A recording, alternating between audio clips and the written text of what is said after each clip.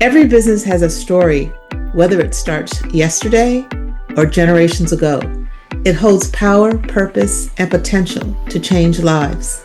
Welcome to Elevate Empowerment Talks, the podcast that celebrates the dreamers, the doers, and the disruptors. We shine a light on entrepreneurs who are building legacies and breaking barriers. This isn't just a show, it's a movement, a community, and you're invited.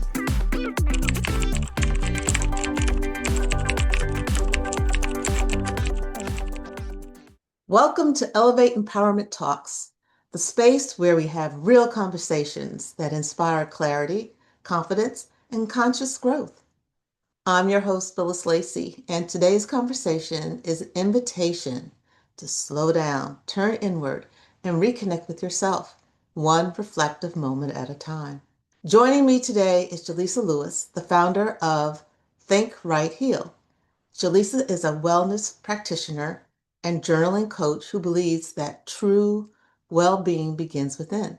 Like many of us, she once found herself overwhelmed by stress and was searching for balance.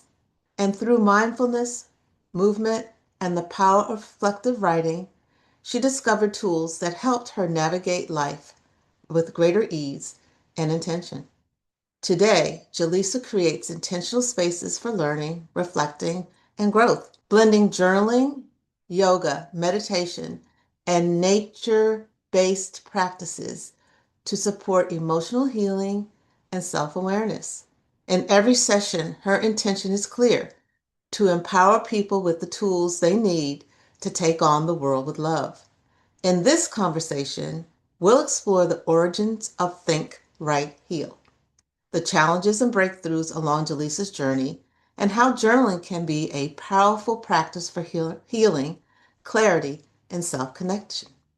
So, if you've ever felt overwhelmed, emotionally disconnected, or unsure where to begin your wellness journey, this conversation is for you. So let's get into it. Welcome, Gelisa. Hello. How are everything going with you? Oh, I'm excited to be here to talk to you today. Oh, well, I'm so excited to have you here. So, how did you get started with this journey on journaling? That's the main part of this, and I think it's the main part of helping people heal. So, tell us something about it. So I would like to start with the reintroduction for me for journaling, and then I'll flow back to where I Okay. really realized when I actually started journaling. So for me, it came during a really high stress period in my life, from work. I worked my way up this corporate ladder only to get up towards the top of the ladder, and I'm like, I don't want to do this. This is not what is in my soul. This is not what was in my spirit. I was super stressed. I was traveling 100% of the time, so literally A lot. on sites for work. Sunday night, I would leave to go to the place, come back Thursday night, and then do it all over again every week. It was a very stressful time, and I was guided towards meditation. And through meditation, I was reconnected with journaling, Mm-hmm. um, taking what I sat and kind of was able to release and let go and just be in the moment. And when I did that, I would grab that journal and just kind of started writing and expressing things. So that's how I was kind of reintroduced to it during that stressful period in my life.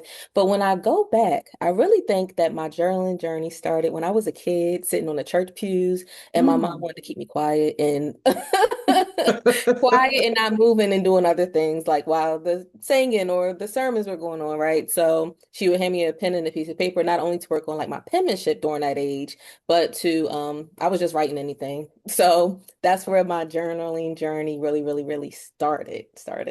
Well, that's interesting. That's a good thing to have kids do is when they're in church to start writing.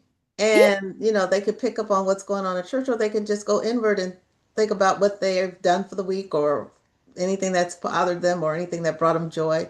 That's a yeah, really good, that's a yeah. good tool to share with people.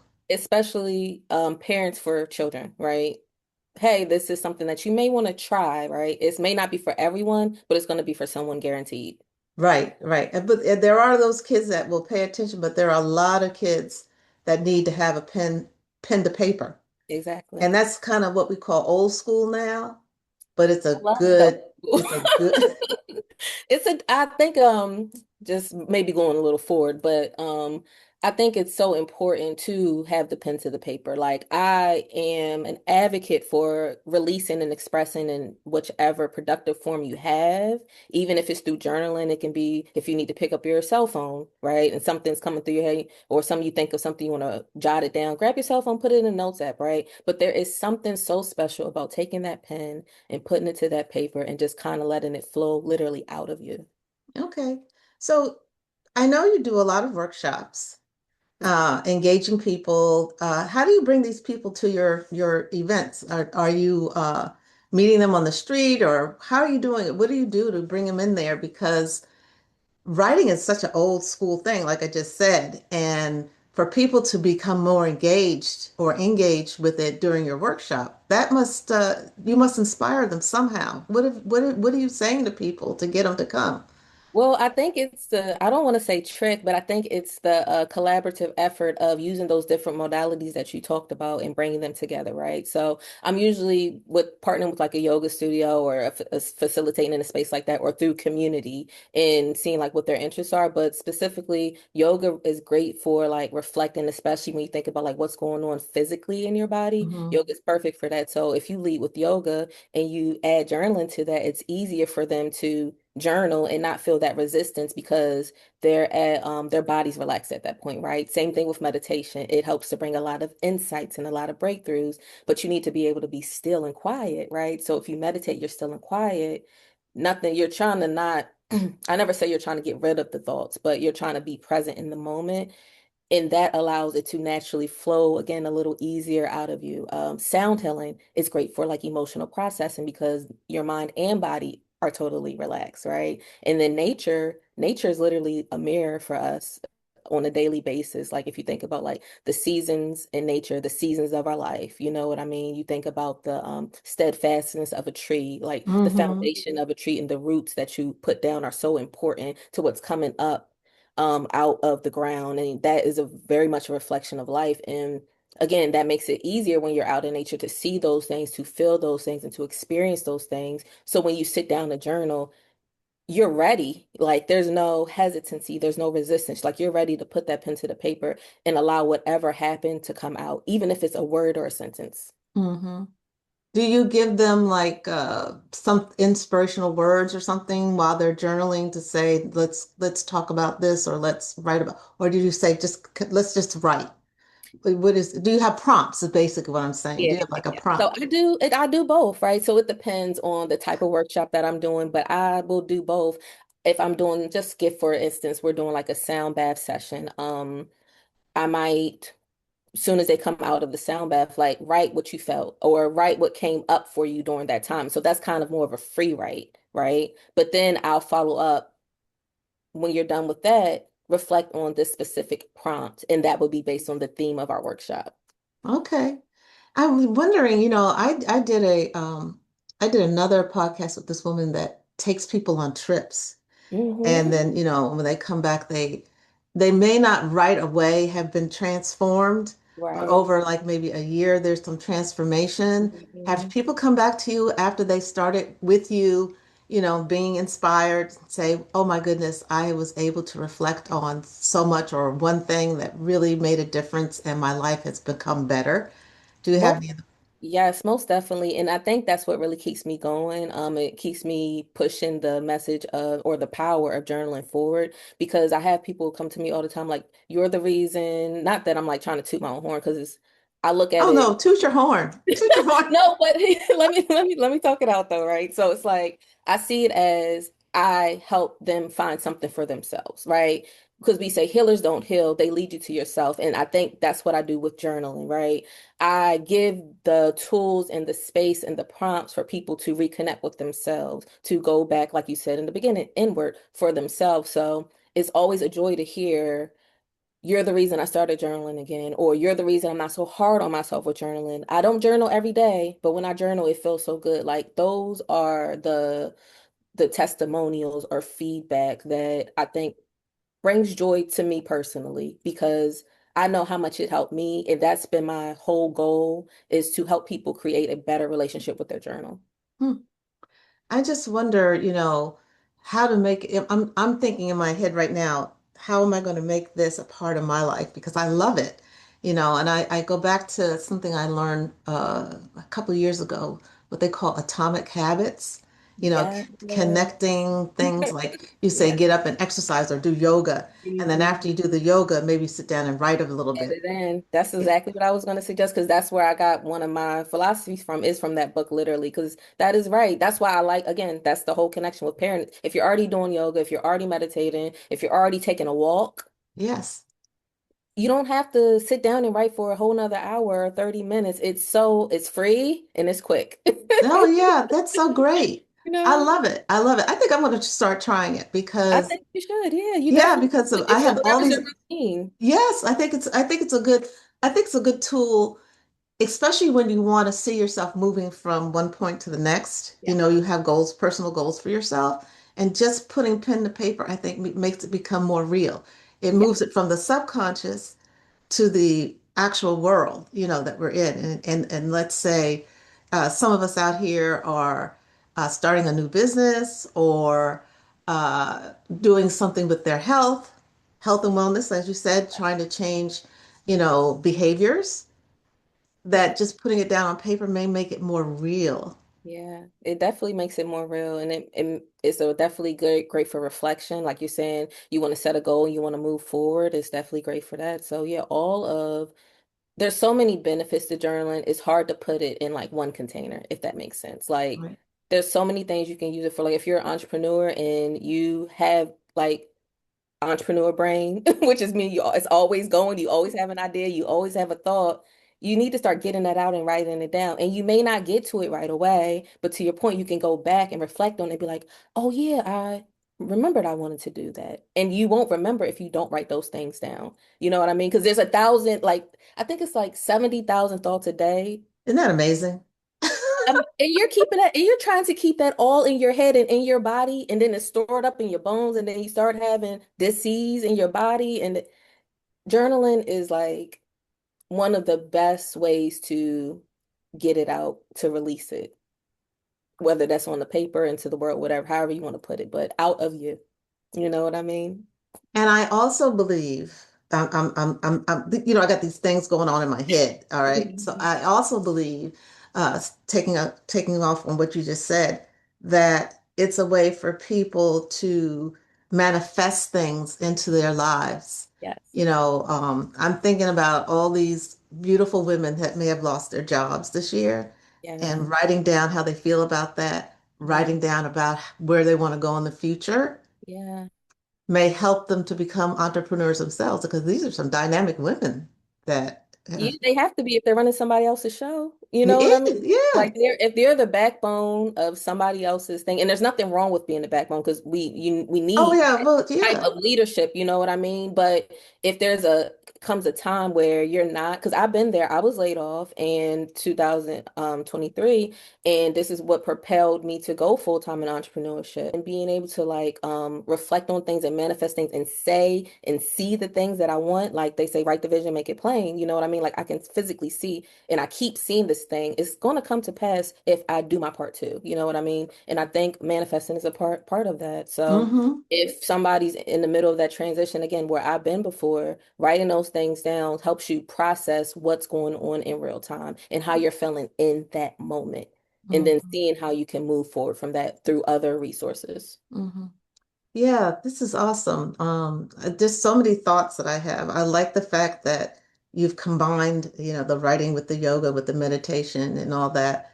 And I'm just wondering, do you see yourself as a person that have you set up a subscription for your company, like so that people can constantly come back to you, you know, in order to support them on their journey? Yeah, so I actually, funny enough, I used to have a program called Journaling Alone Together. So it was like Oh, a virtual community where we would get on Zoom and we would we'll start off with maybe some breathing or maybe some neck movements, just kind of releasing from the body. And then we'll journal. It's only 30 minutes. And you'll go and we'll be on together, but we'll be quiet. You can have your candles going, your music going, whatever you want to do. But that's like the dedicated time for you to reach in or to dig in and journal, like to keep things for like work and the kids and the things, but it's like, when are we going to start scheduling things for ourselves? And I think if you schedule it too, outside of combining with other things, if you put it on your schedule, you're more prone to go. So I do have that coming back up for Mental Health Awareness Month in Good, May.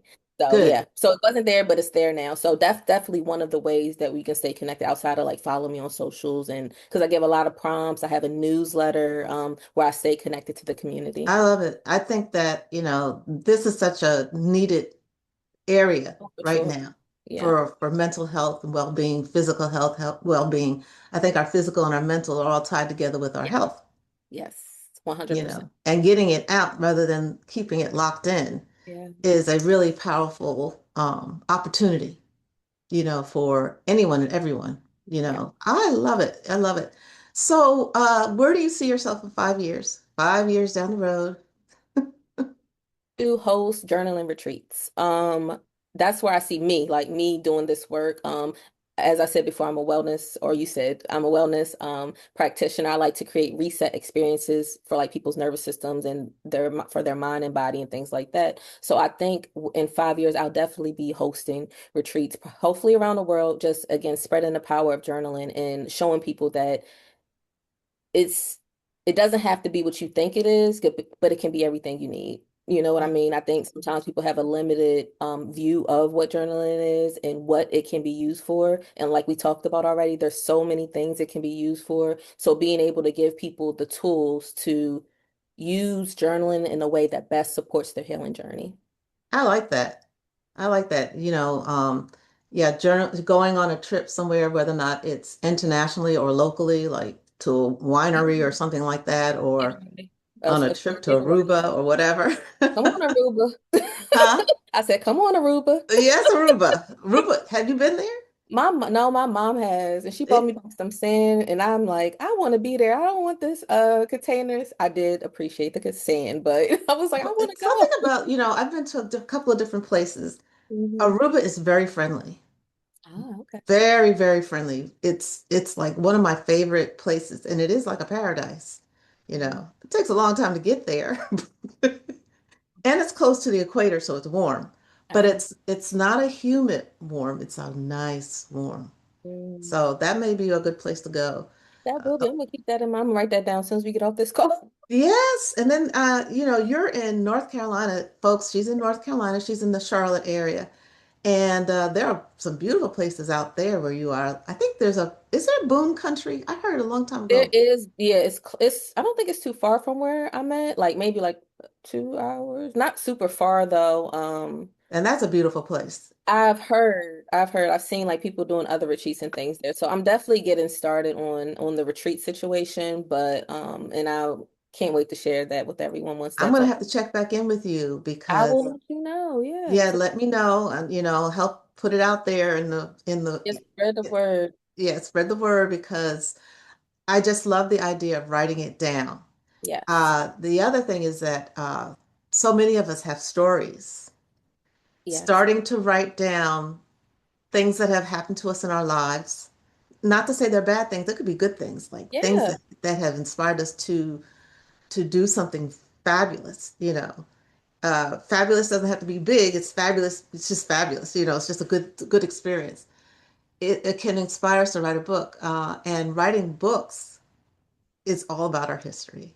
Yes. Yes. And we do need to share our history. So this is a very good prelude to something like this. So I am just so, inspired by you, and I'm hoping that others are inspired by you as well. Is Thank there anything else that you would like to share with us? Anything coming up or anything that you just want to say about journaling before we close out? Yeah, so first of all, I just want to say thank you for letting allow me to be here and talk about this with you and be an inspiration because you are inspiration to me as well. But coming up, like I said, for Mental Health Awareness Month starting in May, I will be bringing back that journaling alone together. It's 30-minute segments. I'll probably be doing them twice a week, but there will be more information on my website to come, which is at www.thank, so thank, right?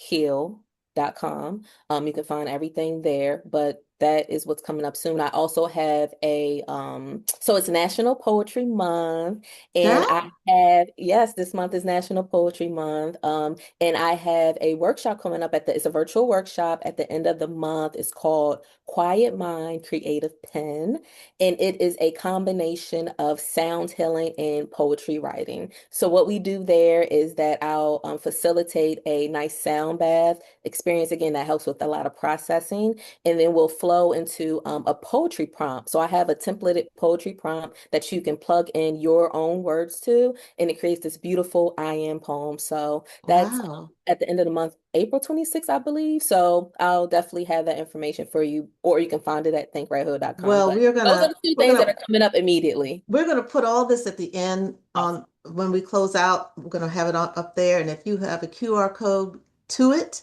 Yes. I'll put it on there as well so Awesome. people can get to it. But I think that is awesome. You've got a lot going on. I do. Yes, yes. And I just say to people, listen, this woman, this lady has it together. She is going to help you figure out how to heal, how to move forward in your life.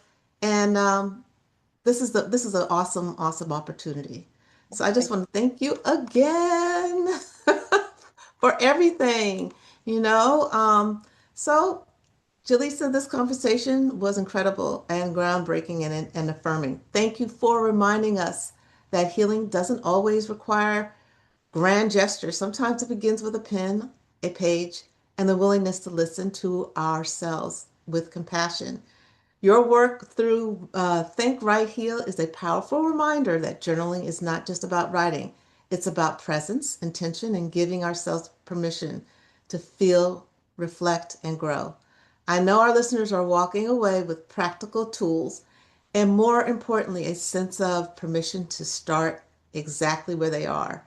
Um, and for the listeners, as always, thank you for spending this time with us. And remember, growth doesn't happen all at once. It happens in moments of reflection and intention and courage. Until next time, this is Phyllis Lacy, and you've been listening to Elevate Empowerment Talks, where we rise, reflect, and elevate together. Take care until next time.